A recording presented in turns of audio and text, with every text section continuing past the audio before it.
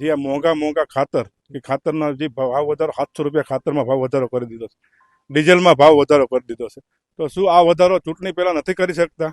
કે જેવી ચૂંટણી પૂરી થઈ એટલે ખાતરના ભાવ વધારી દીધા, ડીઝલના ભાવ વધારી દીધા અને ડીઝલ મળવાનું બંધ થઈ ગયું છે એવું કહે છે કે અત્યારે ડીઝલની અછત છે. તો ચૂંટણી પહેલા અછત નથી. એટલે અત્યારે ખેડૂત બધો બહુ પીસાઈ રહ્યો છે અને પોતાની માલિકીની વાડીમાં એમને જે મોંઘા ભાવના અત્યારે બિયારણ વાવ્યા છે, વાવીને મૂક્યું છે અને પિયત આપ્યું છે, તો એમાંય આ મોટા મોટા સાધનો જીસીબી છે, એમના હિટાચી છે અને એમનો કાફલો એમાં કંઈ જોતા જ નથી.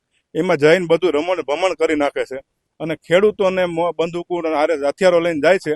તો એમાં ખેત મજૂર કરતા બધા મજૂરો ભાગી જાય છે વાડી મૂકીને અને બધાને ખેડૂતને અત્યારે પોતાના વાડીએ ગાયું ધોવા જવું હોય, સાંજે પોતાના ઢોરા પાવા જવું હોય તો પાવા નથી જતા, સીધા આવે બેર દે ગાડીમાં અને વહી જાવ ધાંગધા પોલીસ સ્ટેશને જઈ ડિટેન કરી નાખે છે અને રાતે 10-11 વાગ્યા મૂકે છે.